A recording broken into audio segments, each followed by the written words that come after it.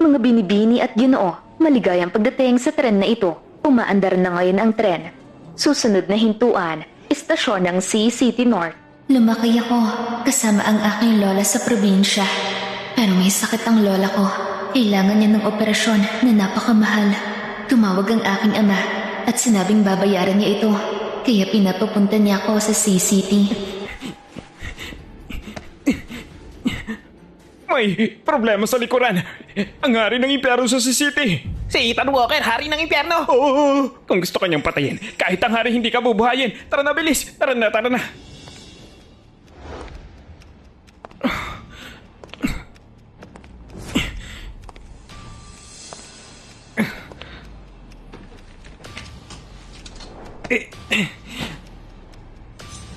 Pasensya na, amo.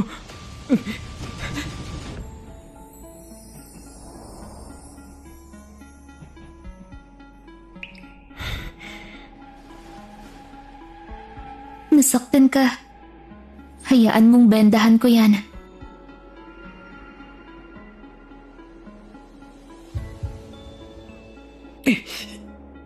Huwag kang gumalaw. May sakit ang lola ko, kaya natutunan ko ilang mga medical na gagawin. Lahat ng tao gustong patayin ako. Pero sinubukan niya akong iligtas. Dapat kang pumunta sa ospital.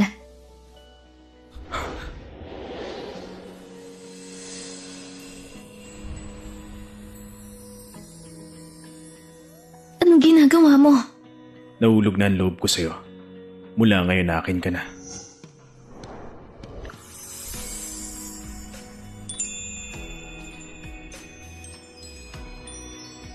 Hindi naman siguro siya masamang tao. Ang lakas ng loob mo. Sasabihin ko sa'yo, ako ay may asawa na. Alam mo ba kung sino ang asawa ko? Sino? Siya. Si Ethan Walker, hari ng impyerno. Oo, kung gusto kanyang patayin, kahit ang hari hindi ka bubuhayin. Tara na, bilis. Ang asawa ko ay si Ethan Walker, ang hari ng impyerno. Kung hahawakan mo pa ako, patay ka na. Takot ka na. Boss! Tumabi ka! Boss, pasensya na boss, nahuli ako. Pamilyang Wilson ang nasa likod. Nausikaso ko na. Boss? Ikaw ay... Ang aming amo, ang hari ng impyerno ng CCT, si Ginoong Ethan Walker. Siya si Ethan Walker?